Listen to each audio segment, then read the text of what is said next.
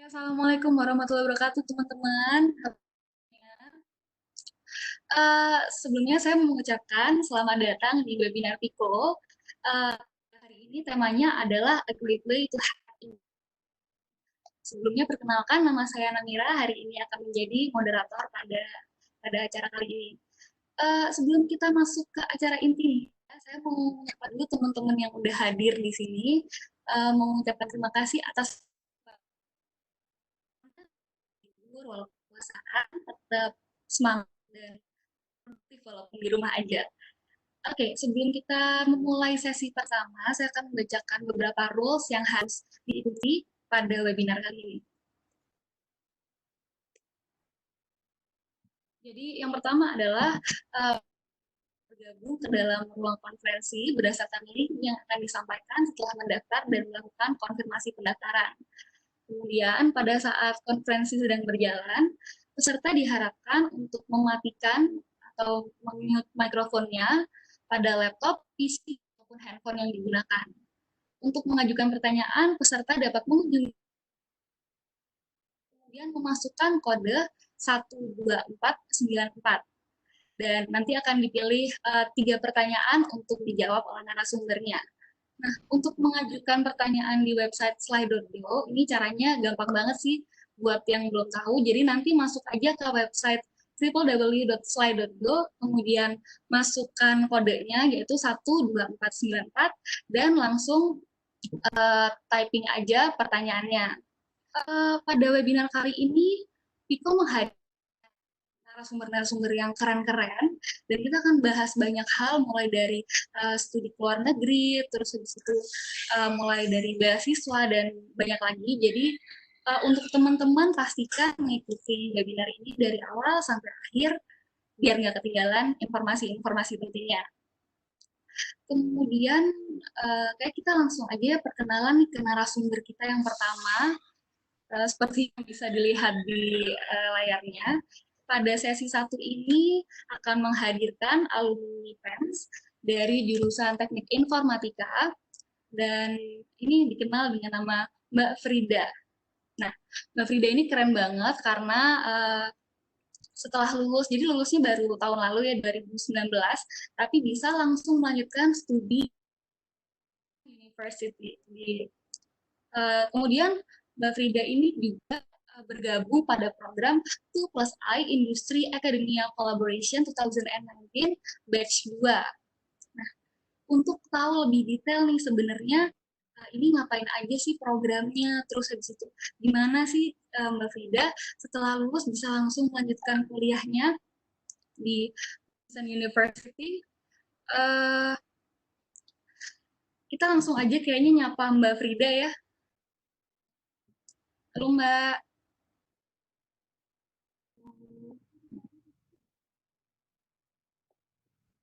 Mbak Frida, udah ready? Udah ready sih.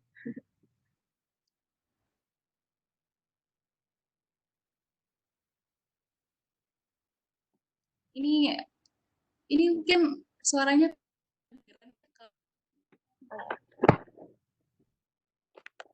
tes. Oh iya ya. Halo Mbak, gimana kabarnya Mbak? Puji Tuhan sehat meskipun situasi corona kan. Oke. Oh ya, sebelumnya saya juga mau mengucapkan semoga semuanya dalam keadaan yang sehat-sehat aja, dan ya tetap walaupun di rumah aja. Ini untuk Mbak Frida, apa udah siap? Halo Mbak. Ya, siap. Oke. Kecil soalnya Mbak, jadi nggak kedengeran. Iya. Mungkin silakan Mbak Frida, time is yours.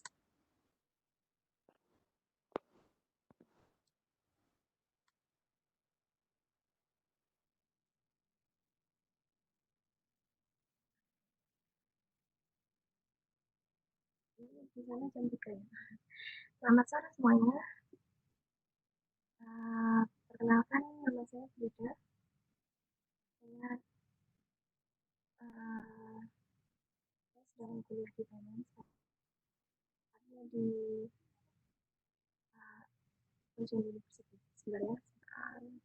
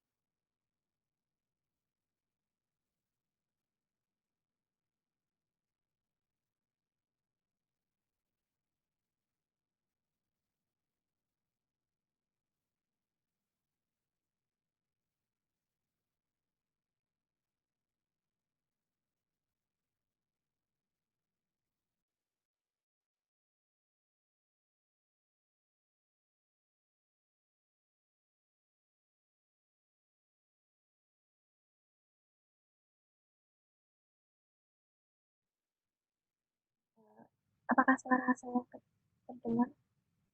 Mungkin bisa cek, kalau bisa terdengar tolong pesan.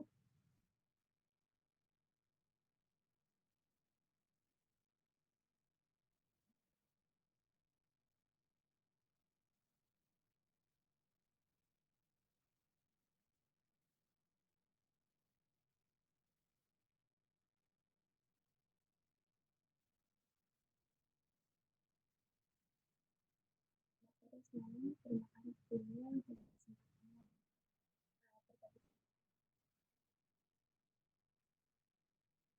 Karena di sini saya mewakili dari teman-teman TPSI dari ada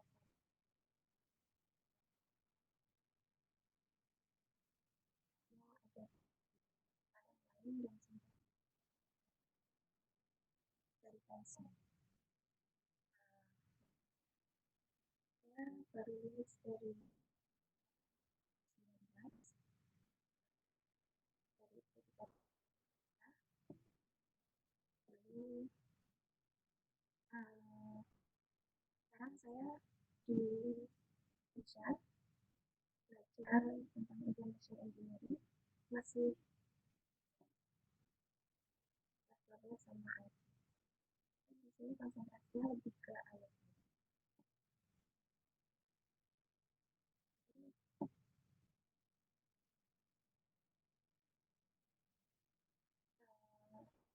Ini teman-teman saya di batch 1 dan batch 2 mereka dari bawah dan juga CMC University. Dan ini sama sama ini kalau yang batch 2 ini dia mbak-mbak yang tiga paling kiri itu tahun 2015. Halo Mbak, Mbak, ini suaranya Ya, apa? Suaranya hilang-hilang gitu Mbak. oh Iya, sorry nih kayak nggak. oke oke. Hmm, coba kan. Oh, ya. Selain menghubungi saya, bisa juga menghubungi dari teman-teman di LHI. Ada Akbar, Mila. Suaranya ada kedengaran belum? Ini udah kedengeran. Oke, siap. Ya. Ada beberapa di sini. Bisa dicatat dulu atau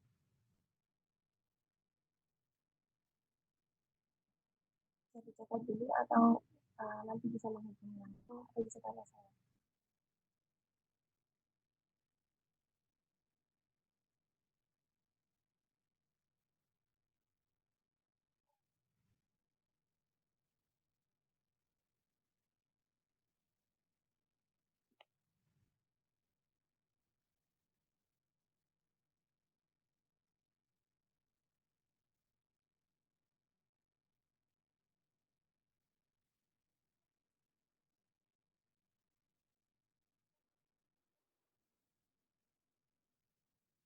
Ini yang dari CMC University.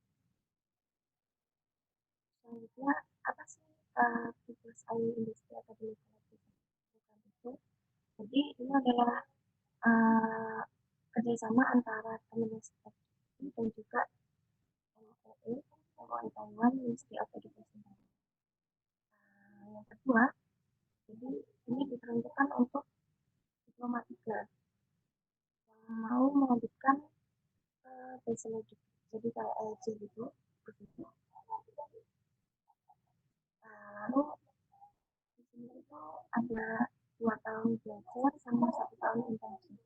Tapi ini pun masih itu apa namanya tergantung sama kualitasnya. Ada yang 2 tahun belajar 1 tahun intensif, ada yang 1 tahun setengah belajar, 1 tahun setengah intensif, ada yang 2 tahun setengah total semua.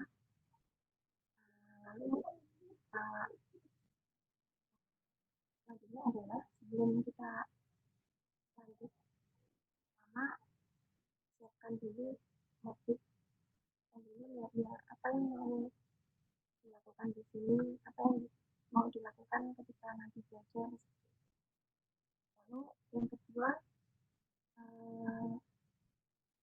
karena di apa namanya kita di sini itu semuanya sudah tertulis seperti peraturannya beasiswa dan lain-lain itu sudah ada di dokumennya, jadi kita perlu baca dokumennya baik-baik supaya nanti sampai sini nggak kaget gitu, oh ternyata harus bayar doang mungkin seperti itu, atau masalah patent dan lain-lain.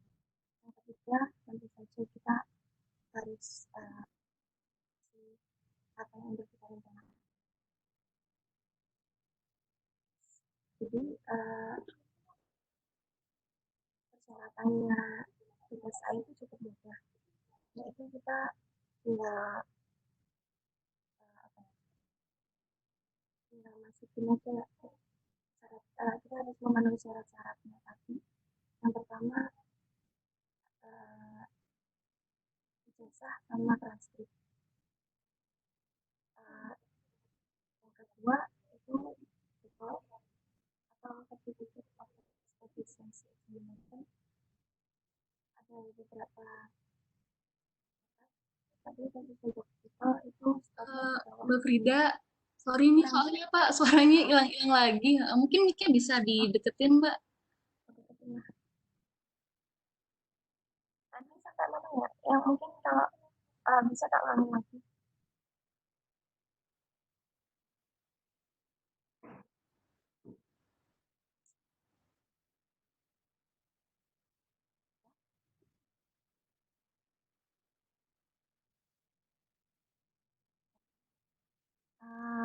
Jadi syaratnya kan ada 4 ini kan, ada ijazah sama transkrip, lalu ada hasil TOEFL itu minimal 385, jadi nggak tinggi-tinggi banget untuk bahasa Inggrisnya. Terus autobiografi sama studi plan. Nah studi plan ini kita harus menyebutkan contribution to education itu kayak poin plus gitu, bisa diterima atau enggak. Terus selanjutnya ini sesuai pengalaman saya, jadi waktu itu ada pemilihan defense dulu selama 1 mingguan, jadi pas hari Sabtu yang sudah itu juga hari terakhir Sabtu defense.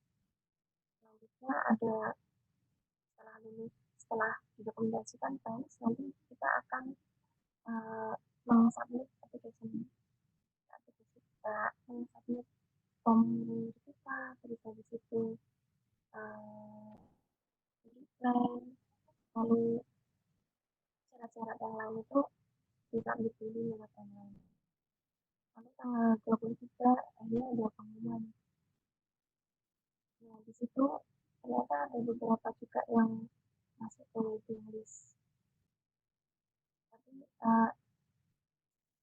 selama kita mendapat email dari universitas tujuan terus membahas, berarti kita udah bisa udah di approve dari sana.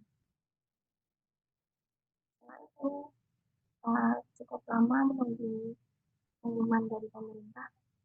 Ini kita kan di kerjasama gitu ya, jadi nggak bisa nunggu-nunggu dulu, nggak harus nunggu-nunggu dulu karena kita ikut yang dari dikti seperti apa peraturannya. Sampai akhirnya di Oktober akhir itu ada kepastian kapan berangkat, kapan harus kapan harus beli tiket dan lain sebagainya. Selama 1 bulan itu apa yang saya lakukan adalah mempersiapkan paspor, terus ada beberapa syarat yang dilengkapi setelah pengumuman itu.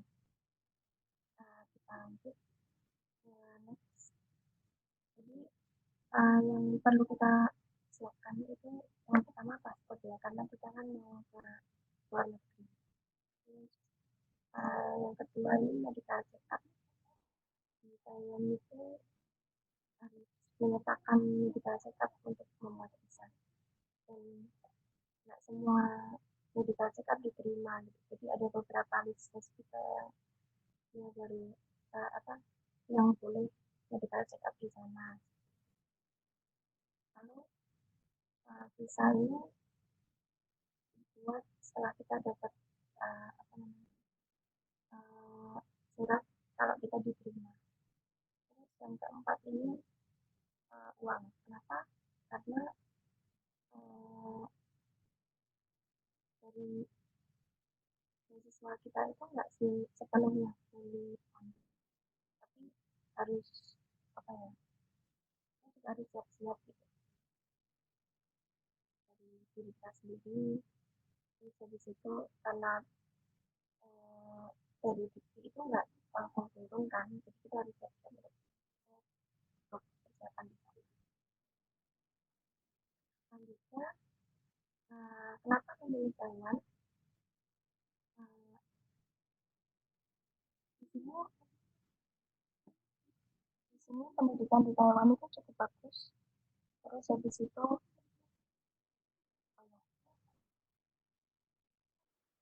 pendidikan di Taiwan itu cukup bagus karena di Taiwan kan juga negara maju. Terus di sini juga banyak beasiswa. Ada beasiswa MOE Taiwan sendiri dan itu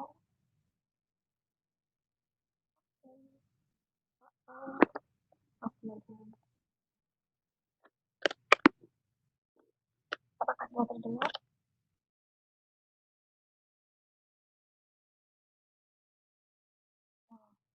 Nah, saya lanjut ya. Jadi di Taiwan itu pendidikannya cukup bagus karena di sini kan negara maju. Jadi dari profesornya juga itu alumni dari Amerika.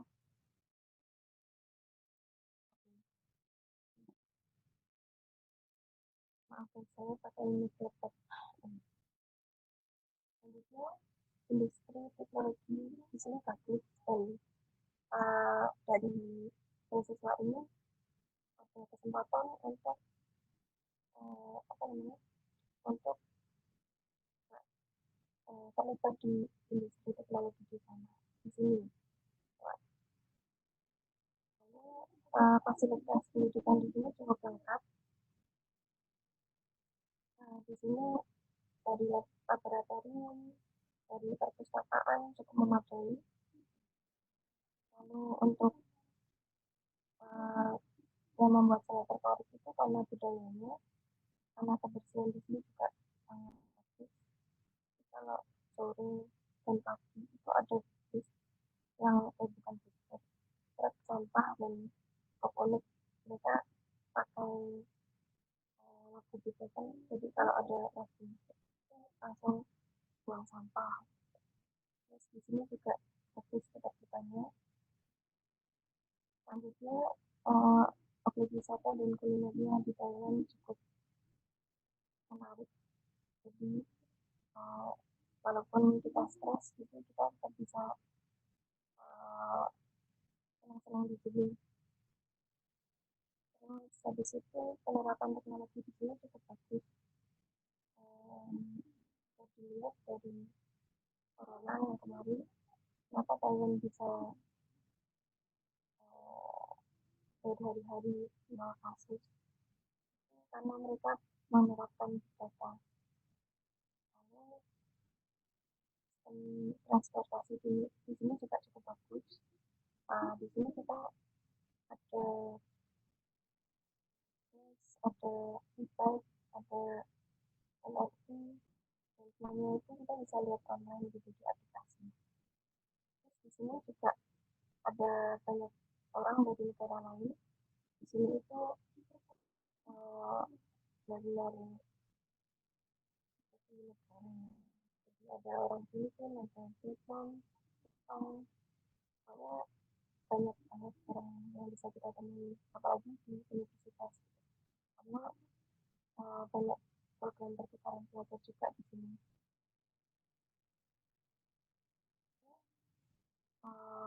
Bagaimana hidup di Thailand?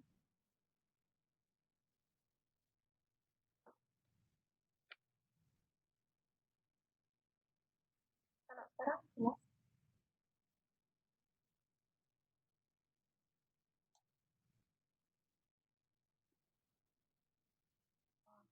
ya saya lanjut ya. Selanjutnya, bagaimana saya hidup di Taiwan?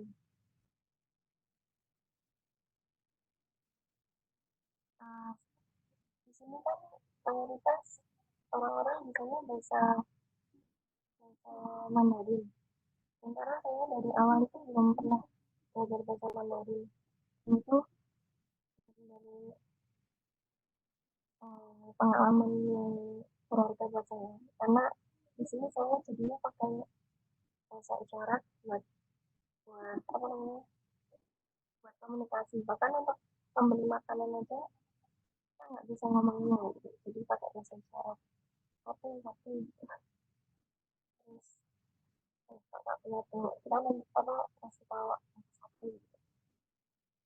Lalu yang kedua, ini yang hidup nggak terlalu mahal-mahal banget, karena di sini itu tidak expensive, sekitar berapa ya, sekitar 1,5 juta sampai 3 juta per bulan ya, kalau di dalam negeri.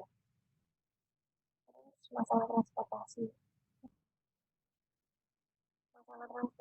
ini di sini enak banget, apalagi kalau punya kartu siswa.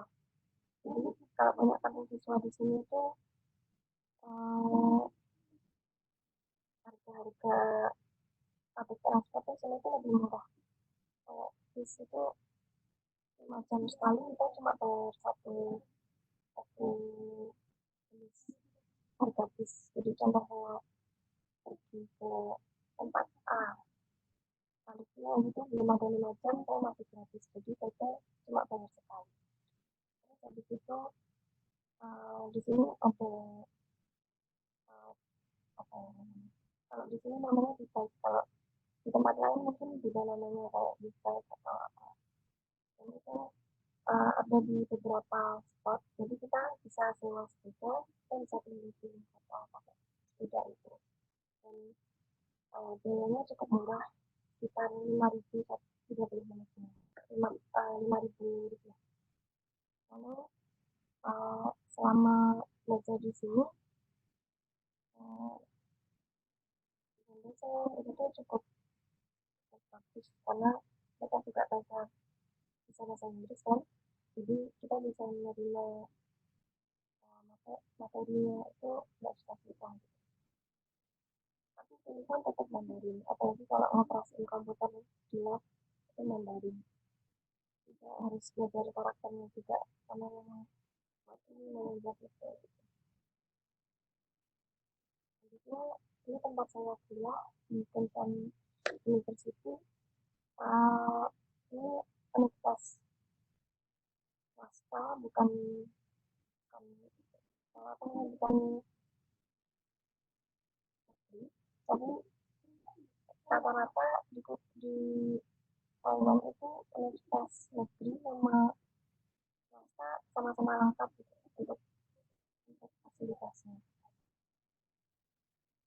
Di Kuncang sendiri ada lima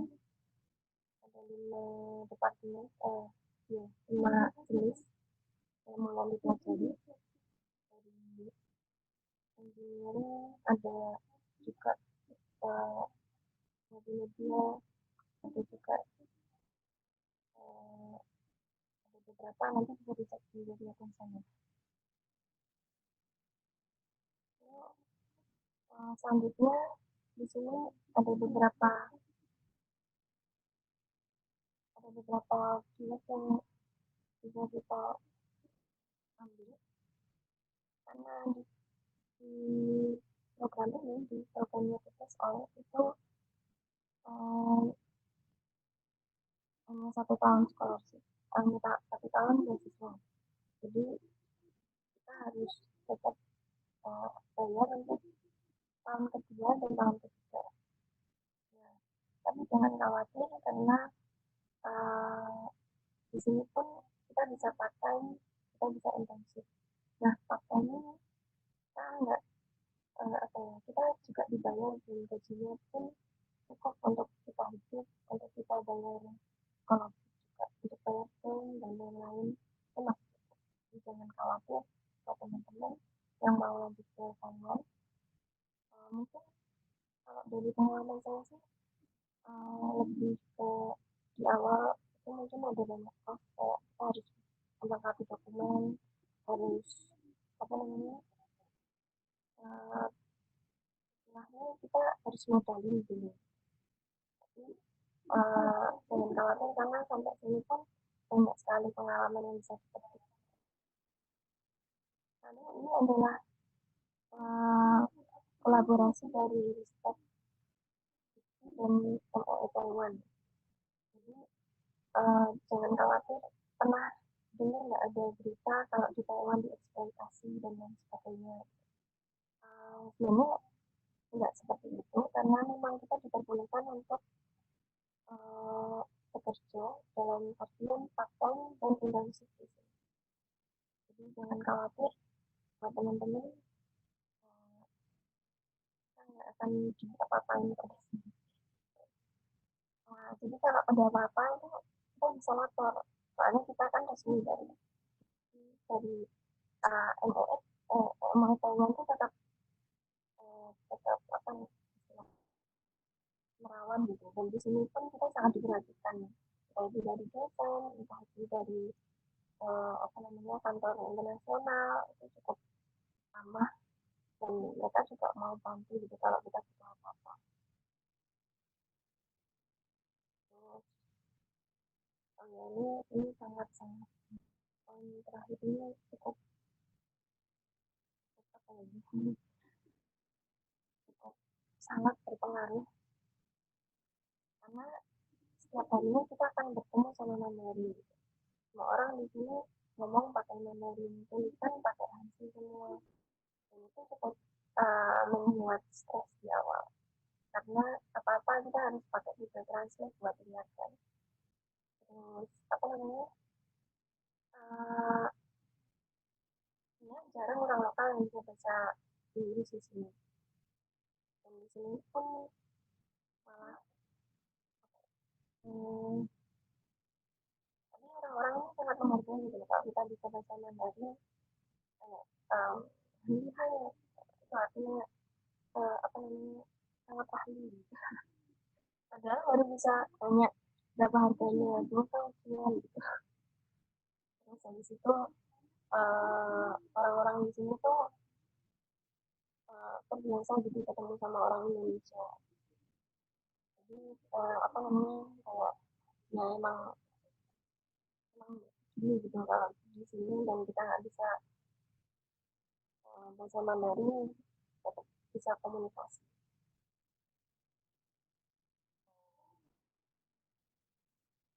Selanjutnya ini yang sangat memotivasi saya karena sebenarnya saya juga nggak pernah menyangka akan kesini. Kalau teman-teman pernah tahu sebenarnya saya tuh berminatnya ke Jepang.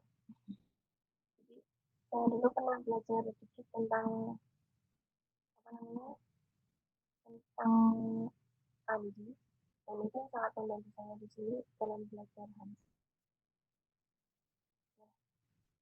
Ada kutipan yang sangat memotivasi saya dari Jeremy Collins. Roma yang kita puji belum tentu Roma yang Tuhan maksudkan karena Tuhan lebih tahu Roma mana yang terbaik untuk kita. Uh, Akhir dari presentasi saya, dari sharing saya, ada yang mau bertanya? Saya kembalikan ke Namira. Silakan Namira.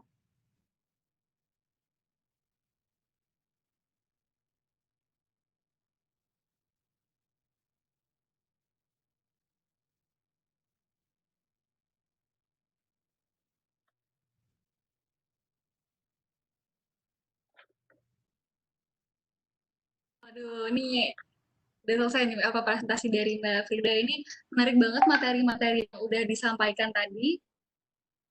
Eh, Mungkin Mbak Frida kameranya bisa diaktifin lagi. Kita abis ini akan itu ada sesi Q&A dari beberapa pertanyaan yang udah masuk.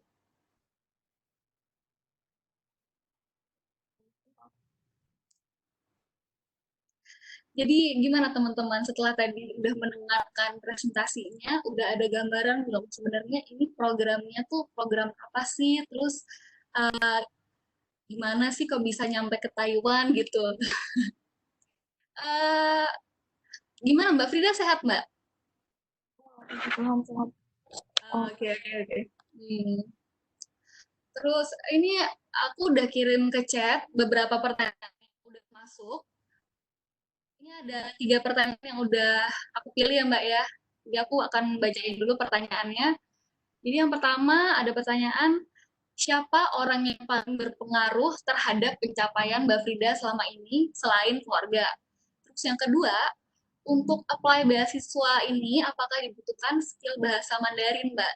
Dan dalam sistem pembelajaran dimasukkan kelas internasional atau menggunakan bahasa Mandarin? Kemudian pertanyaan yang ketiga, bagaimana cara Mbak Frida dalam beradaptasi di awal perkuliahan? Ini bisa langsung dijawab. Oke. Terima kasih Namira. Ya, Yang pertama, siapa orang yang paling berpengaruh terhadap pencapaian saya selama ini?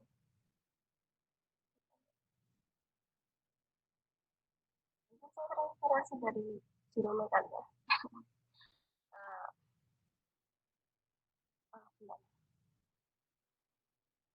Soalnya kan apa ya, dari dulu saya sebenarnya pengen banget kuliah di luar negeri dan waktu itu saya pernah tulis itu di kertas. Jadi buat teman-teman mungkin kalau punya impian apapun itu tulis di kertas. Terus habis itu uh, bawa dengan doa pasti suatu saat akan terjadi. Jadi yang paling apa ya, berpengaruh terhadap pencapaian saya ya nggak tapi lebih ke orang tua sih karena sebagai anak kan kita pengen bikin orang tua bangga. Nah itu dari diri saya sendiri yang mau mencoba hal yang baru gitu. Ini yang kedua, pertanyaan kedua ya Nam. iya langsung aja. Yang kedua ini uh, tidak tidak dibutuhkan skill Mandarin tapi perlu untuk apa namanya untuk hidup di sini. Jadi ini kita tidak diwajibkan belajar bisa Mandarin, tapi kita diwajibkan untuk bisa ngomong Mandarin waktu di sini. Ini gimana kita? Jadi apa namanya learning by doing di sini. Terus untuk sistem pembelajarannya dilakukan ke kelas internasional. Jadi nanti kita satu kelas sama orang-orang orang Indonesia juga sih dari USI. Jadi kita memang beda sama mahasiswa Taiwan. Gitu. kita pakai bahasa bahasa Inggris selama 1 tahun, tapi ada wacana itu semester tiganya pakai Mandarin, ya nggak sih? Tapi ya itu bagian dari pembiasaan belajar Mandarin kan, jadi mungkin itu caranya kampus buat membiasakan kita bahasa Mandarin. Terus yang ketiga, eh, bagaimana cara saya beradaptasi di awal perkuliahan. Jujurnya untuk perkuliahan di semester 1 itu nggak terlalu sulit. Jadi semester 1 itu kalau di Unsur sendiri untuk information engineering cuma ada dua matkul jurusan sama matkul Mandarin. Jadi yang lebih bikin stres itu di Mandarinnya, karena harus belajar dari awal, harus membiasakan, harus menghafal Hanzi, semacam itulah. Itu yang cukup membuat frustasi di awal. Dan oh ya, satu lagi, kenapa saya frustasi di awal? Karena bahasa, karena dari apa namanya, Kementerian Pendidikan Taiwan itu ternyata punya, punya ketentuan kalau mahasiswa PPSI harus lulus A2 dalam 1 semester gitu. A2 itu eh, apa yang harus kita capai setelah kita menghafal sekitar, lupa berapa, yang jelas ada, oh ya, ada 1.000 karakter polisi yang harus dihafalkan kalau kita mau lolos tes A2. Oke, oke. Ini uh, saya tambahin pertanyaannya boleh nggak Mbak ini Mbak? Silakan, silakan. Ini jadi ada pertanyaan lagi masuk nih. Kira-kira ada nggak gap knowledge yang jauh dari lulusan PENS terus lanjut studi ke Taiwan? Kalau saya sendiri sih mungkin lebih ke, karena di D3 itu matematikanya ya ada ya ada beberapa yang waktu semester 1 ke semester 2 itu kayak kok ini eh, seperti saya tuh seperti yang dulu gitu. Semester satunya itu mudah banget, ke semester 2 nya malah kayak di yang sangat dari apa namanya, dari bayangan gitu, tapi uh, bisa masih bisa dipelajari. Dosen di sini juga cukup tanggap gitu, kalau nggak bisa gitu saya langsung ditanyain mana yang nggak bisa. Oke, oke. Ini aku ada pertanyaan dari aku sendiri sih Mbak ini. Uh, Kira-kira kalau dari Mbak Frida sendiri itu culture shock yang paling kerasa apa Mbak? Hmm, toilet Gimana? toiletnya Toilet. Oh, oh kenapa toiletnya? ya kan kita uh, kan terbiasa pakai air ya. Nah, di sini tuh kalau di toilet umum uh, semuanya pakai besi kan. Jadi Iya, ya iya. apa, sempat bawa botol kemana-mana gitu, sempat apa, lebih sudah sah banyak. Terus habis itu kalau shock lain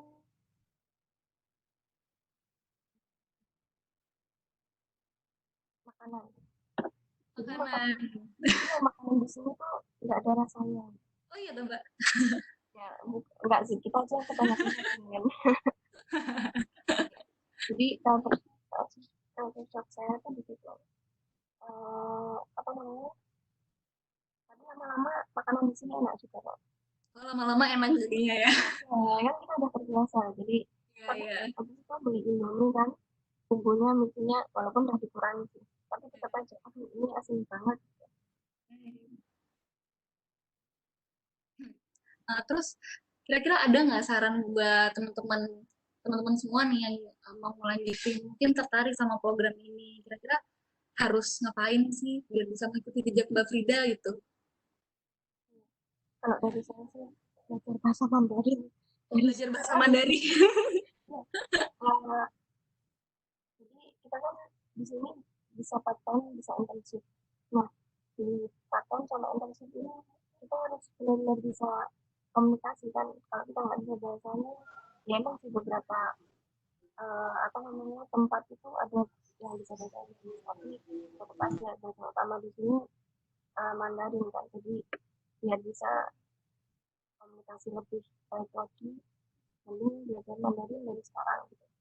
Oh gitu ya. Jadi itu teman-teman kalau misalkan emang minat nih sama program ini dari sekarang belajarin bahasa Mandarin gitu. Gitu ya Mbak ya? Betul ya? Ya, Mungkin untuk teman-teman yang pertanyaannya belum sempat dijawab, jangan khawatir karena nanti di akhir sharing session materi dari Mbak Frida akan di-share. Dan kalau misalkan emang kurang, mungkin bisa langsung ngehubungin Mbak Frida ya Mbak ya? Untuk tanya-tanya gitu ya. Boleh ya Mbak ya? Bisa langsung kemana Mbak? Ke Instagram. ya bisa bisa bisa di mana aja lah. Oke, oke, oke. Kalau gitu, thank you Mbak Frida untuk sesi pertamanya, untuk materinya. Terima kasih sudah membagikan cerita di sini. Semoga bermanfaat. Oh ya mungkin apa ya? Ada pesan terakhir gitu kan? Pesan terakhir. Aduh, kita Ada belum closing nih Mbak. ya belum ya? Belum Oh, closing, belum ya ada closing. yang mau saya sampaikan sedikit buat teman-teman di sini. Jangan khawatir kemanapun kalian nanti akan melanjutkan. Mungkin kita akan belajar bahasa baru, tapi jangan menyerah karena dari pengalaman itu tuh kita bisa belajar sesuatu yang baru yang sebelumnya kita tidak pernah pikir gitu. Tapi um, intinya itu akan jadi seru banget. Oke, oke, oke. Jadi jangan menyerah, tetap semangat.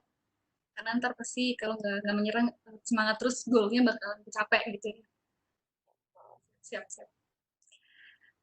Oke, thank you Mbak Frida untuk materinya yang udah di-share. Itu bermanfaat banget buat teman-teman yang pengen tahu informasi mengenai program yang gimana ceritanya abis lulus bisa langsung lanjut kuliah ke Taiwan gitu.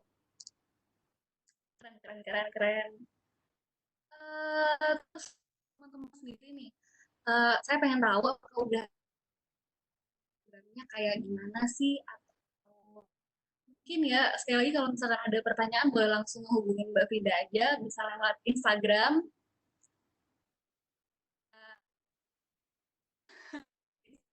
Terus Bisa di Twitter mungkin Twitter bilang gitu ya. Iya, iya, iya. Boleh lah nanti di-share kontaknya Mbak ya. siap. Oke, oke. Ini kita akan masuk ke sesi kedua nih. Di sesi kedua ini ada narasumber yang gak kalah keren ya dari narasumber yang pertama. Jadi di sesi kedua ini ada alumni dari PENS juga, ya alumni dari Teknik Komputer, namanya Mas Irfan. Jadi Mas Irfan ini sekarang lagi melanjutkan studi di, bentar, baca contekan dulu ini agak susah namanya. Politecnico di Milano. Jadi dia berlokasi di Italia. Dan Mas Irfan ini merupakan Master of Science Student of Computer and Engineering. Wih, keren banget kan? Terus selain itu nih, Mas Irfan ini udah melakukan banyak riset yang berhubungan dengan robot dan juga mempunyai banyak prestasi, banyak prestasi. Salah satu prestasinya adalah Mas Irfan merupakan runner-up dari mahasiswa berprestasi pada tahun 2017. Ini mau ngecek Mas Irfan udah tersambung. Halo Mas. Halo, halo. Hadir, hadir. Hadir, hadir. Oke, siap. Mungkin boleh diaktifkan kameranya biar teman-teman lihat. Ya, halo Mas. Ya. Halo, halo.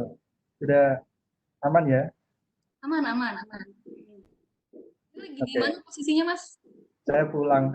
Oh, lagi pulang. Iya. Oke. Kebetulan kemarin waktu pandemi mulai eh, apa namanya lagi mulai merambah di sana, saya direkomendasikan oleh PDP untuk segera pulang. Jadi Maret awal saya sudah dikasih tiket untuk pulang, jadi saya pulang. Oh, dari Maret berarti ya, udah dari awal banget berarti. Iya. Oke, oke, oke. Mungkin bisa langsung aja dimulai Oke. presentasinya. Oke.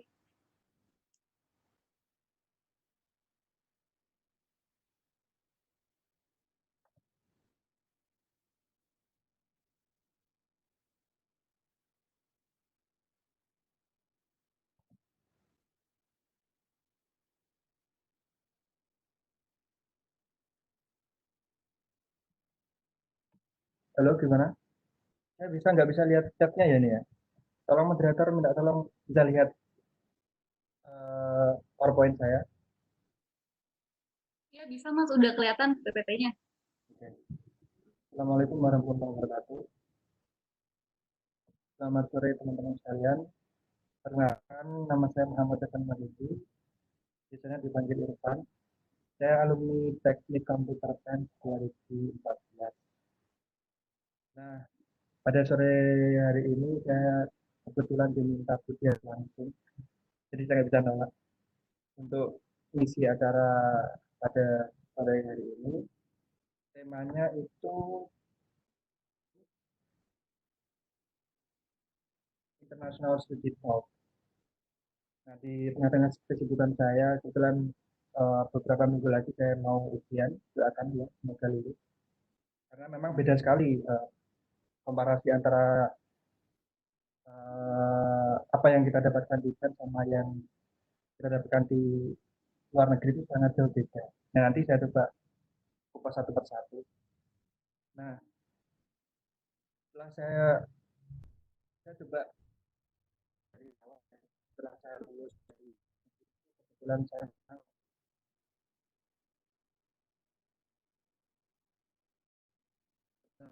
aktif di R2C. R2C itu yang kepalanya Pak Dedet. Nah, itu juga banyak apa ya namanya, mengikuti banyak publikasi internasional, jurnal pun juga. Sehingga ketika nanti ini perlu saya sampaikan di awal karena memang ini perlu disiapkan di awal sama kalau misalkan kita ingin untuk membuka studi lanjut entah itu di luar negeri atau di dalam negeri karena memang kaitannya S2 ataupun S3 nanti itu kaitannya sama tesis dan disertasi yang tidak jauh dari riset. Nah, di sini kemarin saya diminta oleh panitia untuk mengupas beberapa pertanyaan. Saya tidak tahu bisa jawab enggak ya. Langsung saja. Pertanyaan pertama itu,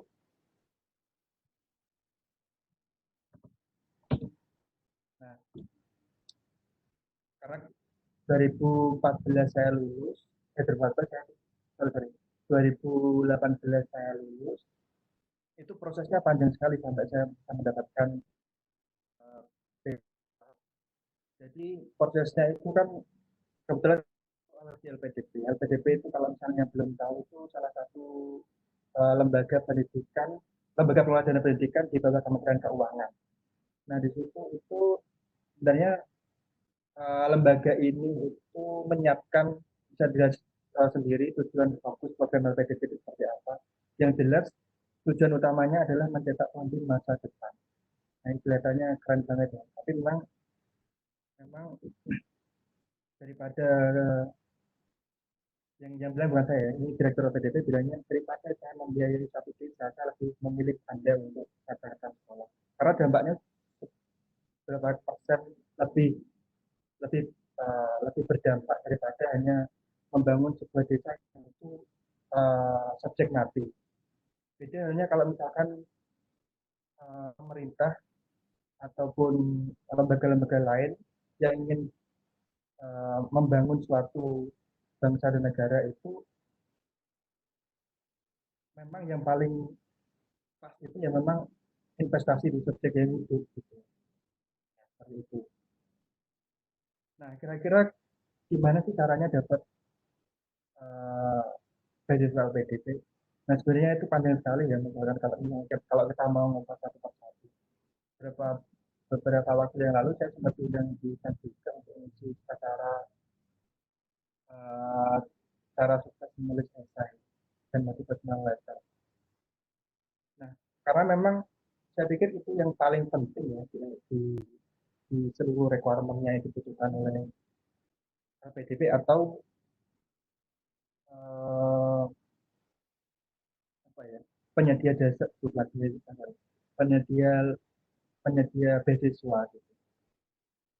Nah, LPDP itu sebenarnya fokusnya tidak hanya, kan rata-rata orang-orang yang tahu LPDP itu fokusnya di keteknikan ataupun di sains. Sebenarnya enggak itu juga. Kemarin ada juga LPDP itu yang buka fokus di keagamaan, santri misalkan juga ada. Nah, gimana caranya dapat LPDP? Yang paling penting menurut saya itu kita tidak harus jadi uh, orang yang sangat berprestasi ya, entah itu di masyarakat ataupun di kampus ataupun di lainnya. Tapi yang jelas karena kebanyakan daripada kita itu melihat prestasi itu hanya sebuah award gitu ya, yang telah mendapatkan juara, misalkan juara satu di robot misalkan, itu sudah selesai. Tapi sebenarnya prestasi itu yang lebih substansi adalah bagaimana prestasi itu bisa berdampak bagi masyarakat lainnya. Nah ini kira-kira yang PDP orang yang semacam ini gitu. Kalau misalkan kita cuma prestasi, so what gitu. Misalkan kita juara apa gitu, terus ngapain setelah kita juara, kan manfaatnya kurang kurang apa ya, kurang berdampak bagi masyarakat. Padahal yang diinginkan oleh PDP itu bagaimana negara ini bisa mencetak generasi yang mampu untuk melanjutkan estafet kepemimpinan. Ya di sana juga ada leadership. Jadi nggak hanya otak saja yang mereka cari gitu. Tapi bagaimana dia bisa mengelola kemampuan dia itu sehingga bisa bermanfaat bagi orang banyak. Oh ya ini. Jadi saya coba garis bawah ya, prestasi itu bukan hanya soal hegemoni dan kebanggaan, tapi bagaimana manfaat yang berdampak bagi masyarakat. Nah, kadang di antara kita itu lebih lebih apa ya, uh, fokus kepada satu hal yang nampak yang fisik gitu ya. Tapi jarang sekali kita lebih dalam apa sih manfaat dari misalkan sebenarnya anak-anak ini kan keren-keren banget kalau misalnya kita lihat dari PKM apa namanya, apa itu PKM yang tolong dibantu moderator PKM apa itu yang apa namanya yang tepat apa ya, yes, pokoknya itu ya yang buat alat gitu ya. Nah itu kan banyak sekali dan sampai beberapa kali sampai ke Pinmas ya. Nah tapi setelah itu ngapain, kan hanya selesai di situ ya. Oh ya ada yang ngejar itu PKM Kasabita tuh, makasih feedbacknya. Nah sebenarnya kan banyak sekali soal invensi dari invensi itu, tapi masalahnya kita tuh kurang bisa memanfaatkan itu dan terjun langsung ke masyarakat. Karena saya pikir ketika saya, jadi proses, coba, saya mungkin loncat-loncat ya. Jadi prosesnya seleksi LPDP itu kan ada banyak. Ada asesmen di awal itu kita buat eh, sertifikat ataupun apa namanya English, language proficiency, terus kemudian apalagi ada banyak ya, ada esai dan sebagainya. Nah, salah satu yang paling penting itu kalau di seleksi LPDP yang istilahnya gongnya itu di wawancara. Nah, wawancara itu bahan bakarnya dari mana? Bahan bakarnya itu dari profil kita sama esai yang kita tulis. Jadi motivational letter di sana tuh kita ingin apa sih sebenarnya kalau misalkan kita mau mau lanjut gitu, tujuannya apa? Nah, itu menurut saya yang paling paling apa ya, yang paling penting bagaimana kita bisa bisa lolos di seleksi LPDP. Nah itu sebenarnya saya di awal kan tadi sudah bilang kan kita nggak harus jadi seorang yang luar biasa, nggak harus jadi berprestasi, harus nasional nasional gitu, nggak harus itu enggak. Yang penting bagaimana dampak kita kepada masyarakat dan nulis esai itu kan memang nggak serta merta nulis gitu aja ya, maksudnya nulis dari 2 hari selesai. Saya pikir nulis esai itu nulis pengalaman hidup kita selama hidup itu, misalkan saya umur 25 tahun ya, 25 tahun itu kita nulis selama 24 tahun di dalam 1 atau 2 lembar halaman kertas. Nah, yang susah itu kan di situ bagaimana kita itu bisa menulis menarik mungkin yang bagus mungkin, dan sehingga gimana? Halo,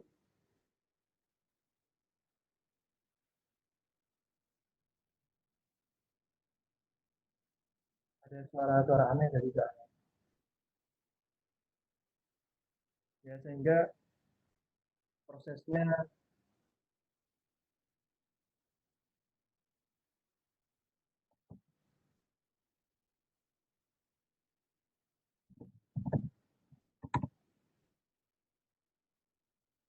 halo,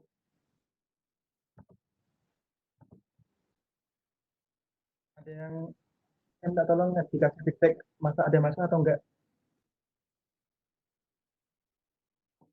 Oke, Ini oke, aman ya. aman kok, aman semua Mas. Ya. Oke, soalnya ada dengar suara-suara aneh soalnya saya kira Oh, itu atau gimana. iya. Oke, Oke. nah ini prosesnya kan panjang sekali. Ya nanti kalau misalkan pengen tahu lebih detail, ya nanti langsung kontak langsung ya. Karena memang waktunya juga terbatas. Nah, proses yang untuk menulis esai dan motivation letter itu ya salah satunya adalah kita bisa merangkum apa yang pencapaian-pencapaian kita yang selama kita kuliah ataupun selama kita terjun ke masyarakat.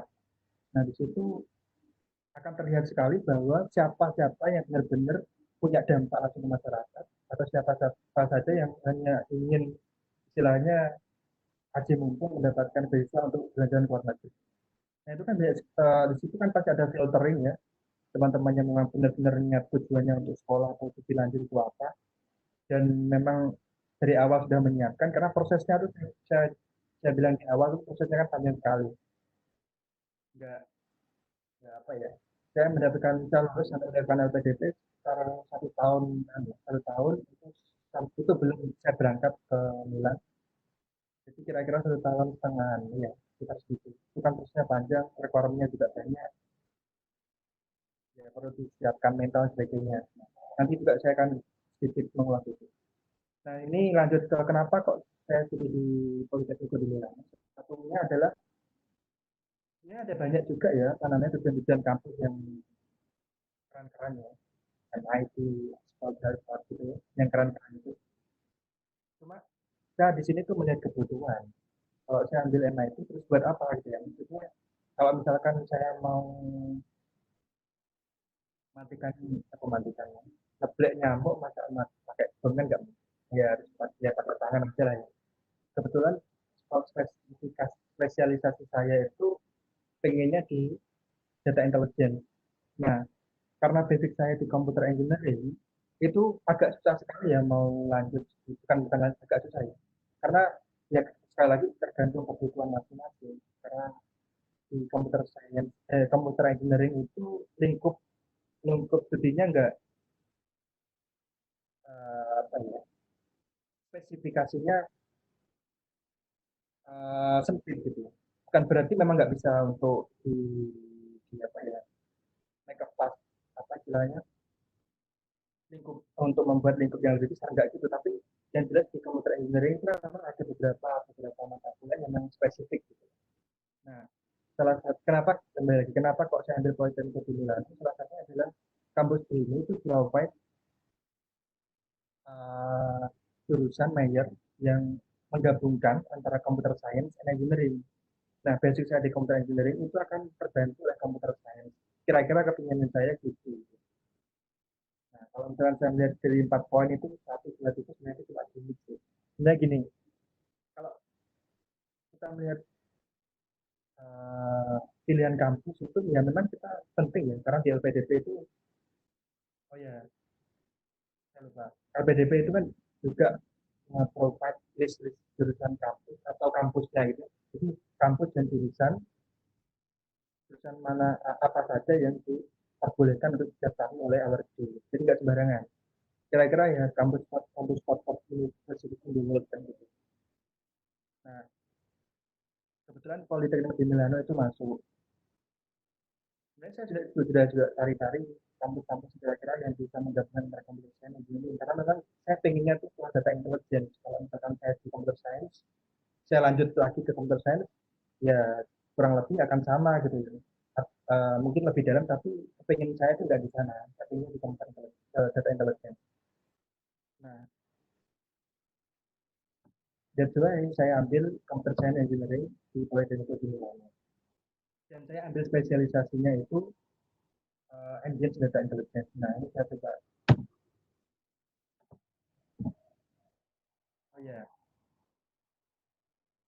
ini ada pertanyaannya yang kenapa sih ambil master degree di Milano? Nah, itu. Terus nanti ada berita resminya. Nah, di sini bisa teman-teman baca juga lulusan Politeknik di Milano itu setara dengan kalau di Italia itu namanya laurea magistrale. Nah, itu setara dengan Master of Science, MSc lah kalau di internasional ya. Ya, kita dapatnya MSc gitu. Tapi kalau orang Italiano bilangnya laurea magistrale. Nah, hampir sama dengan seluruh apa namanya perguruan tinggi universitas di Eropa. Setiap mahasiswanya itu dibanding 100.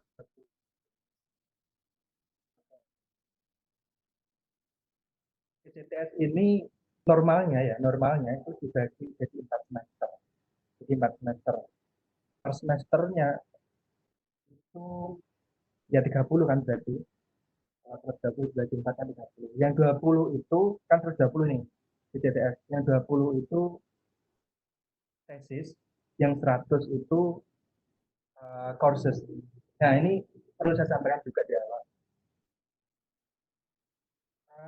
Ini perbedaan yang signifikan uh, yang dibutuhkan ketika kita mendaftar di kampus-kampus UK, Europe sama United States Amerika sama Asia, Jepang ataupun apa namanya Korea ataupun China. Nah, itu bedanya di sini. Kalau di Eropa itu rata-rata memang mereka tidak membutuhkan requirement untuk riset. Dalam artian mereka pakai admisi sentral. Maksudnya gini, kalau misalnya kita daftar ya kayak daftar aja gitu, nggak perlu menghubungi profesor ataupun uh, sensei kalau di Jepang ya. Kira-kira mau jadi pembimbing untuk tesis atau disertasi. Kalau di Eropa atau di Amerika, atau mungkin saya fokusnya di Eropa aja. Kalau di Eropa lebih lebih fokus mereka itu menjadi mahasiswa dari luar negeri berdasarkan IPK sama pengalaman apa ya, pengalaman kerja bukan pengalaman kerja tapi pengalaman nanti soalnya ditulis langsung di motivational letter ketika teman-teman semua mendaftar. Nah, itu. Jadi 120 itu dibagi 4 semester 100 berarti 100 itu 100 100 ECTS dibagi 4 semester. Berarti bayangkan satu semesternya itu ada 5 sampai 6 kursus. Makanya saya pusing apa namanya? uh, materinya banyak dan dalam-dalam. Ya, kalau misalkan ya saya bukan mendiskreditkan kampus-kampus Indonesia ya. Ya enggak karena memang beda ya. Kualifikasinya beda-beda. Apalagi di PEN. Kalau di sini itu ya kalau misalnya kita bicara soal kedalaman ini dalam banget makanya saya harus belajar mengejar ya kalau misalnya nggak mengejar ya alamat saya nggak dulu jadi gimana caranya saya bisa membagi waktu ya karena belajar apalagi saya di rumah gini agak susah membagi waktu yang apa perbedaan jam ya. Nah di situ kursusnya 5 sampai 6 kursus setiap semester kita harus lulus. Kalau nggak lulus ya harus mengulangi tahun depan gitu karena modelnya kreditnya itu minat dan ganjil ganjil dari minat pelajaran yang bisa diproses semester ganjil itu ada beberapa mata kuliah yang kena dengan mata kuliah sebenarnya banyak banget kalau misalkan teman-teman mau nanti di, di apa ya diperlihatkan kapan-kapan lah misalkan kalau ada waktu. Terus lanjut lagi, oh ya di sini 120 dan 100 yang tadi itu dibagi jadi dua juga, mandatory course sama non mandatory. Yang mandatory itu wajib. Jadi, ada 7 mata kuliah wajib yang harus mau nggak mau harus saya selesaikan. Gitu. Yang lainnya itu pilihan. Itu ada banyak. Nah itu udah ngomong workload-nya ya. Ya kalau di waktu D4 tadi belajar ya ya masih ala kadarnya ya. Apalagi kebetulan jadi tim rapor jadi belajar saya agak salah nggak. Tapi ya gimana pun caranya harus bisa membagi waktu gimana kapan harus di laptop harus di kelas yang banyak isunya terus ngerjakan tugas dan sebagainya. Kalau di kampus mata saya kampus Eropa tuh nggak ngurus kalian mau masuk atau enggak, yang penting lulus ujian itu bedanya. Kalau di bank sekarang berapa ya, berapa persen? Saya 75%. Itu nggak lebih daripada itu. Kalau itu saya nggak lulus kalau apalagi ini ya. Oh ya ini spesialisasinya bisa dilihat. Saya ambil yang atas.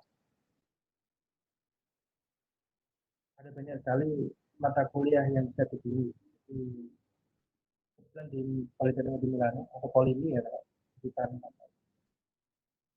kan gampangnya Polimi itu sebenarnya ada banyak dan semua yang ngajar tuh nggak boleh PhD, profesor kalau di sana. Ya. Jadi kalau misalkan nggak paham gitu karena ngomong ke profesornya nggak paham sini, ya masalahnya kita nggak paham dari awal masalahnya. Oh ya, itu gimana caranya mas untuk bisa dapat LPDP terus kemudian dapat kampus? Oh ya kita juga bedakan ya antara beasiswa sama qualified by kampus. Gitu. Jadi lulus kampus sama lulus beasiswa itu beda.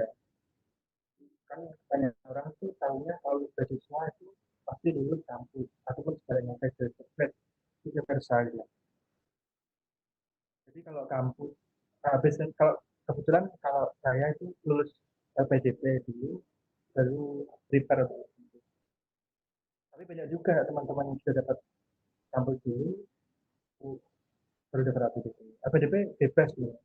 Yang jelas kampusnya itu ada di listnya LPDP dan kita diterima LPDP. Nah, ini yang paling krusial di awal itu.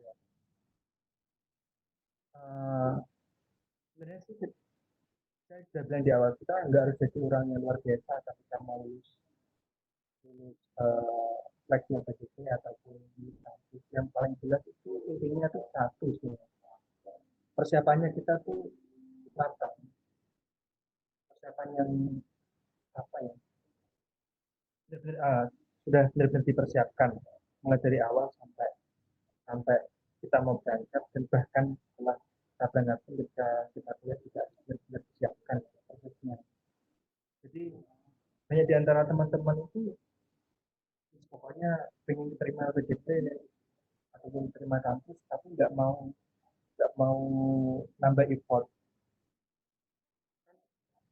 Kalau teman-teman kalian di kampus cuma kuliah saja, cuma apa ya, melakukan aktivitas normal di kampus ya, ya mungkin effortnya harus juga lebih ditambah.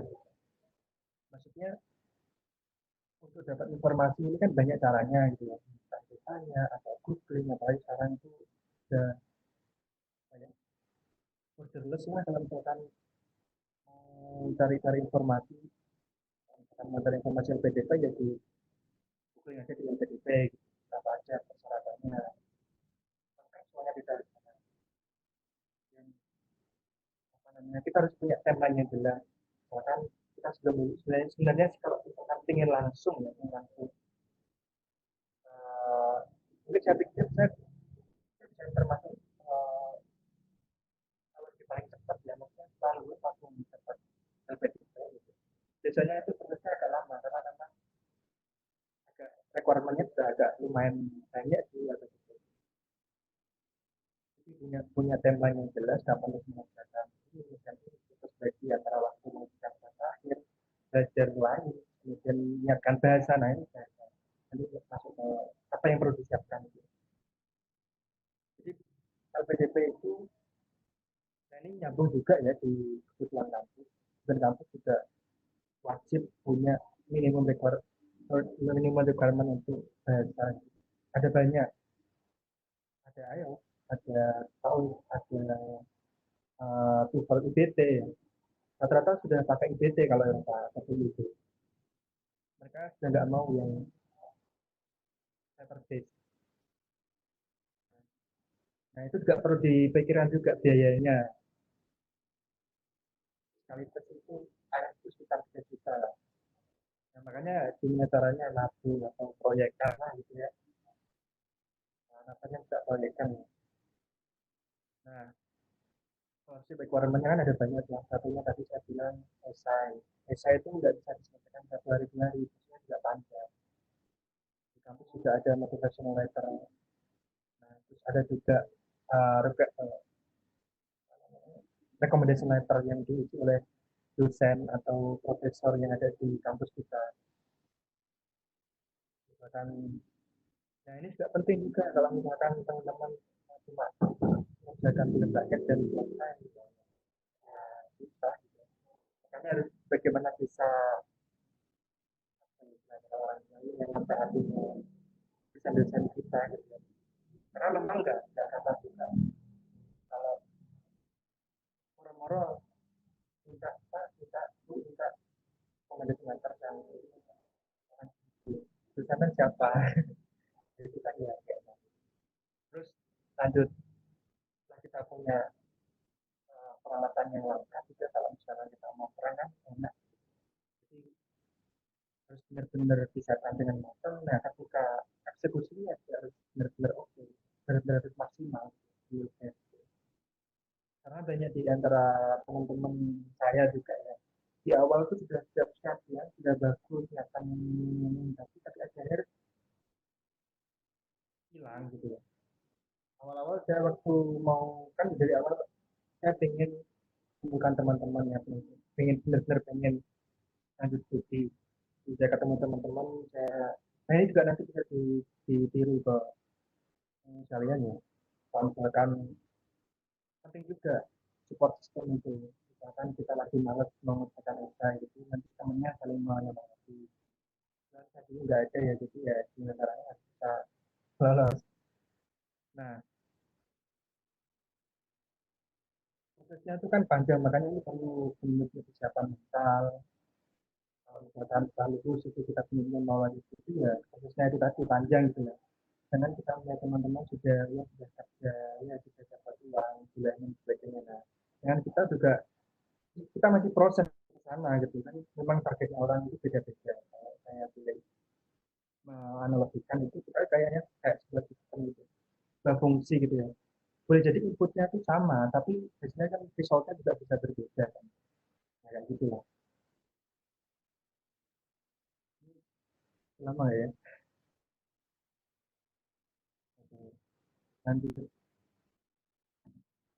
oh ya, bisa saya berangkat, saya sama Pak Dede sama Pak Eda. Di September kali ini saya mendapatkan engine data intelligence. Memang saya ingin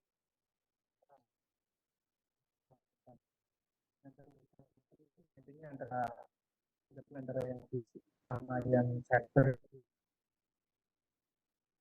yang terintegrasi.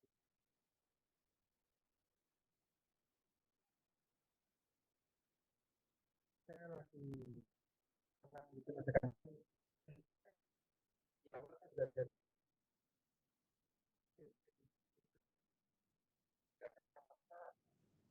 menilai seseorang dari uh,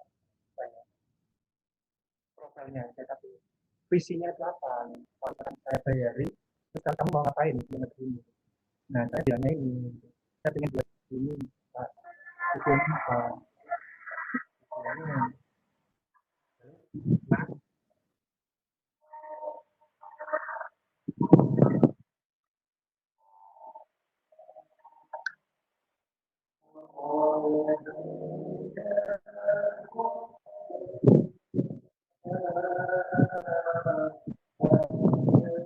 itu moderator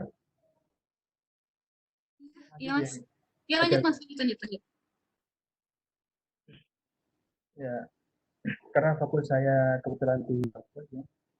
Cuma setelah saya selesaikan kami sama Pak David dan teman-teman satu tim saya mengerjakan ini, setelah kami menyelesaikan mekanik dan kebetulan bisa selesai di apa namanya di kontrol sistemnya, meskipun belum oke ya, tapi paling tidak sudah selesai, gitu. Sudah selesai dalam artian ya. Nah, waktu itu saya kepingin gimana kalau misalkan ini kan sensornya ada banyak, ada sonar, ada spektral, ada apa namanya ini sensor bawah laut itu. Nah, kita punya data yang banyak itu terus ngapain gitu? Kita perlu mikir data akuisisi, terus data prosesing, integrasi, dan sebagainya. Nah, itu apa yang harus saya pelajari? Nah, akhirnya di situ saya pikir, oh iya, ternyata saya memang perlu untuk belajar lanjut di data intelijen. Antara hal yang fisik itu, sensoring sistemnya itu, atau sistem besar yang terintegrasi. Mas Irfan, Ya, sorry nih motong nih, waktu ya, untuk presentasinya udah habis. oke, oke, oke. Ya, Mau masuk ke sesi apa ya nggak apa-apa. Q&A. Ya nggak apa-apa. Soalnya ini banyak Silakan. banget dari teman-teman yang apa ngajuin pertanyaan ini. Oke, oke, ya. Ya itu ya, Kirim lebih enak Q&A sih daripada saya ngomong sendiri. Ternyata nggak enak ya ngomong sendiri. Kasihan teman-teman saya tiap hari kayak gini ya. oh gitu ya. Ini aku udah kirim di chat. Ya, Ya, bakalan aku bacain ya. Pertanyaan pertama, setelah mendapatkan beasiswa PDP, kontribusi apa yang akan Mas Irfan lakukan untuk memperbaiki bangsa ini agar menjadi lebih maju di bidang teknologi? Terus pertanyaan kedua, gimana caranya Mas Irfan membuat research bentar, plan bentar. yang Kalau misalkan satu-satu gimana ya? Saya, Oh iya, oke. oh, iya. Ini juga udah Jadi, aku send di oh kolom chat iya, kok Mas, biar bisa baca juga. oke, oke. Boleh langsung dijawab. Langsung saya jawab ya, Ya Mas. kontribusi. Nah, ini penting ya, maksudnya dari awal memang kita harus tahu apa tujuan kita ambil studi, jangan serta-merta kalau misalkan setelah lulus ya ngapain, ya udah dua aja gitu ya. Nah itu kebanyakan daripada kita itu rata-rata seperti itu. Namanya itu ya, menurut saya ya salah besar kan. Makanya ketika kita mengambil itu ya harus belajar tahu apa yang tujuan kita. Nah, kepengen saya itu dan negara kita itu kan negara maritim, negara yang luas lautnya itu luar biasa sepertiga bagian dari negara kita itu kan laut. Nah, tapi nggak ada yang mengurusi. Nah, misalnya saya kebetulan saya di robot ya sama Pak Dadit sama Pak Iqbal dan kawan-kawan saya membuat terobosan di robot bawah laut ya. Tapi setelah itu apa? Kan kepinginnya saya itu apalagi sekarang itu basic data ya. Orang-orang banyak ngomongin data 4.0. Nah itu kalau misalkan kita sesuatu rekomendasi sistem yang nggak jelas, misalkan gini, kalau misalnya kita mau ngambil sebuah keputusan tapi nggak berdasarkan data kan rata-rata ngawur ya. Ya banyak kan daripada kita seperti itu. Tapi kepinginnya saya itu bisa kita punya data yang jelas, terus ngopi gitu. Setelah itu baru ngambil sebuah keputusan dari rekomendasi sistem yang disiapkan oleh misalkan di kelautan itu misalkan oh di sini itu cocoknya ikan apa, misalkan di sini terumbu karangnya oke atau enggak, eksploitasinya gimana, kita bisa banyak bekerjasama dengan BMKG atau kemudian dari Kementerian Kelautan atau bahkan juga offshore-offshore yang kira-kira yang nakal-nakal gitu kita bisa kita ketahui gitu. Inginnya seperti itu. Nah tapi kalau misalkan kita ngomong soal sebenarnya ya banyak sekali lah, kan nggak harus apa namanya sesuai dengan informasi. Tapi yang paling penting ya itu di awal saya bilang ya dampak kita ke masyarakat apa. Ya kira-kira gitulah. Oke, kita lanjut ke pertanyaan kedua ya. Gimana Ya. Mas Irfan bisa membuat research plan yang bisa membuat Politecnico di Milano memberikan letter of Oh ya, buat riset plan ya buat aja lah. gitu Ya, ya, simpel jawabannya ya. ya dibuat aja ya. Maksudnya kita kadang itu terlalu mikirnya mulu-mulu. Ini yang penting ya. Banyak loh teman-teman saya yang lulus LPDP itu tujuannya enggak ya kalau misalkan banyak kebanyakan daripada kita tuh remeh gitu. Kok ini aja lulus gitu. Ada loh. Teman saya yang lulus itu karena cuma bukan cuma sih, tapi dampaknya misalnya juga besar sekali. Dia tuh di rumah itu pengen buat rumah baca gitu di rumahnya karena memang jauh dari jauh dari peradaban kayaknya karena susah gitu ya sinyal masuk dan sebagainya terus informasi masuk juga susah. Nah itu dia ingin lanjut studi Swiss lupa. Nah itu apa namanya dia nge-propose LPDP saya sebenarnya tapi itu saya tuh ini kenapa kok saya karena background saya seperti ini. Intinya tuh gini sih kalau misalkan mau ingin diterima gitu punya riset plan yang jelas itu ya kita harus tahu kebutuhan kita itu apa gitu. Kalau saya sudah tahu enak lah nanti lanjut ke LOA ya kalau misalnya LOA kita sudah cara aja kan di departemennya kan ada jelas nanti kebutuhannya apa aja bahkan itu motivasi semester rekomendasi semester kemudian di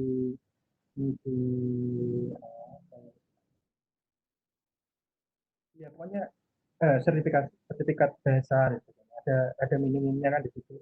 Nah kalau misalkan tidak di apa namanya dikirim, ya kita tinggal tunggu terima atau enggak. Gitu. Kira-kira gitulah. Oke, kemudian pertanyaan yang ketiga nih. Apa setelah lulus langsung dapat beasiswa PDP, Mas? Kalau enggak, butuh berapa lama persiapan Mas Irfan untuk untuk daftar beasiswa tersebut? Lulus lalu dapat beasiswa begitu.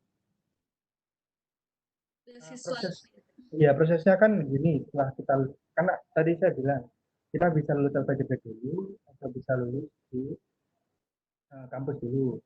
Kalau misalkan saya in case-nya kayak saya lulus LPDP dulu terus baru nyari kampus. LPDP dulu ya. Jadi setelah saya lulus, saya tanda tangan kontrak ya. Saya nyatakan lulus itu masih ada tiga waktu selama 1 tahun 6 bulan untuk cari LOA dan bersiap untuk berangkat. Kalau dalam waktu 1 tahun 6 bulan nggak ketemu, nggak diterima oleh kampus, ya hangus LPDP-nya. Jadi LPDP kontrak LPDP itu setelah dinyatakan lulus oleh kampus kita sign kontrak itu intinya itu kita mematuhi secara peraturan yang disampaikan tanda tangan di situ menurut 6 itu. Nah setelah itu baru kita mendapatkan kita sebagai siapa ya persiapan ya panjang juga persiapan untuk dapat beasiswa. Sebaiknya kalau misalkan teman-teman dari awal sudah punya niatan untuk melanjuti dari dini ya, maksudnya dari awal memang harus disiapkan. Gitu. Oke. Ini pertanyaan terakhir ya, karena emang waktunya udah mepet. Oh ya. Sebenarnya banyak yang masuk, cuman tadi dipilih yang kira-kira general lah. Oke. Pertanyaan terakhir ini, seberapa pengaruhnya Mas? Misalkan kita udah punya publikasi atau paper dalam proses pendaftaran kampus atau LPDP. Ya kan enak kalau misalnya kita mau jawab gitu ya. Kalau misalkan mau tanya, kalau misalkan ada LPDP tanya, kamu ngapain aja mas selama kuliah? Oh cari jalan ini pak. Misalkan mas mau lanjut itu mau apa? Uh, lebih enak kan? Nggak cuma omdo aja kan ya. Nah, cuman lebih apa yang saya lebih verified kan kalau misalnya kita mau kira-kira gitu lah. Oke. Tapi Terus, secara keseluruhan memang nggak ada kewajiban bagi LPDP, nggak ada requirement khusus untuk kita harus punya publikasi ilmiah. Sebaiknya kan gitu. Baiknya. Iya. Kalau dari Mas Irfan sendiri nih, kira-kira ada pesan-pesan yang pengen disampaikan nggak buat teman-teman semua yang pengen juga daftar ke LPDP, terus pengen juga lanjut kuliah ke luar negeri kayak gitu? Nah, saya ambil apa namanya quote-nya Albert Einstein aja. Oke, ada Orangnya quotes-nya kelihatan nih. orangnya ini ya. Ganteng saya tapi pinter dia tadi. Oh iya. Oh iya, intinya ini sih. Kalau misalkan kita punya kebiasaan-kebiasaan yang dulu kita lakukan di kampus ya, misalkan kita lebih sering apa ya, eh, nggak ngapa-ngapainnya daripada ngapa-ngapainnya. Nah, itu harus mulai sekarang harus dirubah. Saya merasa masih kurang kok. Maksudnya saya pikir dari saya kuliah dulu saya sudah merasa itu banget ya, maksudnya produktif. Saya, maksudnya saya nggak cuma kuliah aja ya, di tanya perlombaan dan saya juga aktif di masyarakat dan mengembangkan teknologi terpandang di daerah-daerah dekat rumah saya. Tapi saya masih merasa ada yang banyak yang coba itu kan waktu saya saya bisa menyiapkan yang lebih baik. Siapa tahu saya masih bisa diterima di IT, misalkan di Stanford, misalnya kayak gitu. Nah makanya ya kita harus uh, menaikkan level lah ya. Kalau misalkan kita dari kita itu belajar cuma ya pokoknya itu lah besok mau uas 15 apa 15 menit sebelum uas baru kita buka buku misalkan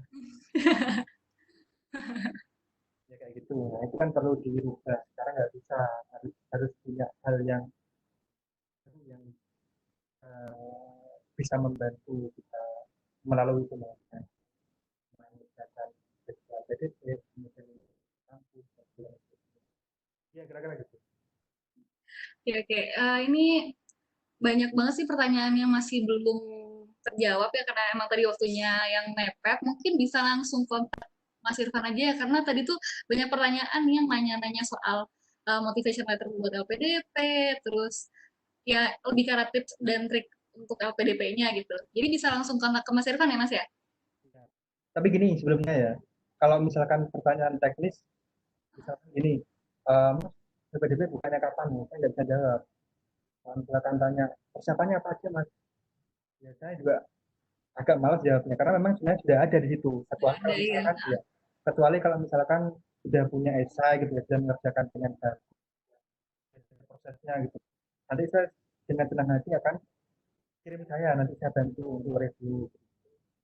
Kalau misalkan dari awal nol ya saya ya karena banyak juga teman-teman yang tanya, jadi ya saya juga ya kayak gitu. Intinya kalau bisa memang teknis awalnya, karena dia sudah bilang research yang banyak, research dalam artian apa sih PDP, apa sih kampus yang tujuan yang kita tempuh gitu ya. Harus tahu tahu betul baru nanti mengerjakan assignment sebagainya nanti kita bisa tahu. Ya gitu. Oke, jadi balik lagi kalau misalkan mau tanya ke Mas Irfan, jangan yang sebenarnya udah ada gitu kan ya Mas ya? Oke. Nah gitu. Sudah harus latihan mandiri. Oke. Itu thank you Mas buat materi yang udah disampaikan hari ini. Kayak banyak banget teman-teman yang terbantu dan dapat informasi lebih tentang LPDP, Ya. tentang Politekniko di Milano itu ya tadi. Oke, ini kita udah masuk ke sesi terakhir dari webinar kali ini. Terima kasih banget untuk informasi-informasi dari narasumber, mulai dari Mbak Frida, yang sekarang lagi melanjutkan studi di Punsa University.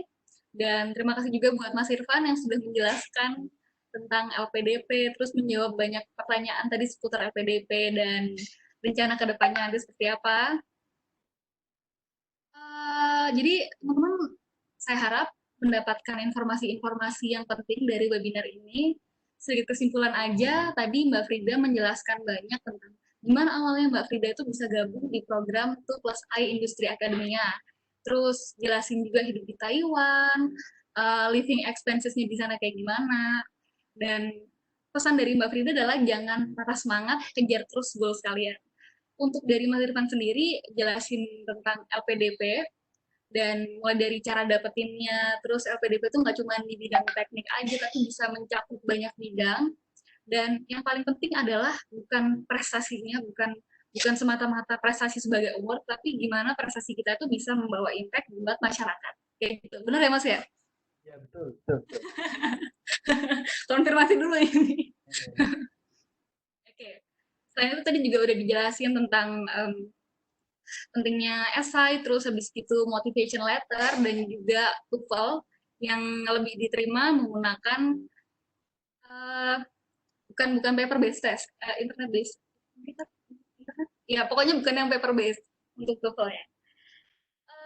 Oke teman-teman, terima kasih udah stay sampai akhir webinar, udah stay sampai akhir acara.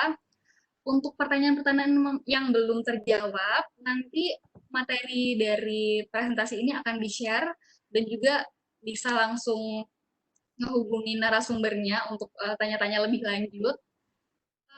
Sekali lagi, saya mau mengucapkan terima kasih untuk partisipasi semuanya dan tetap semangat. Saya sebagai moderator, terima kasih dan have a nice weekend, guys.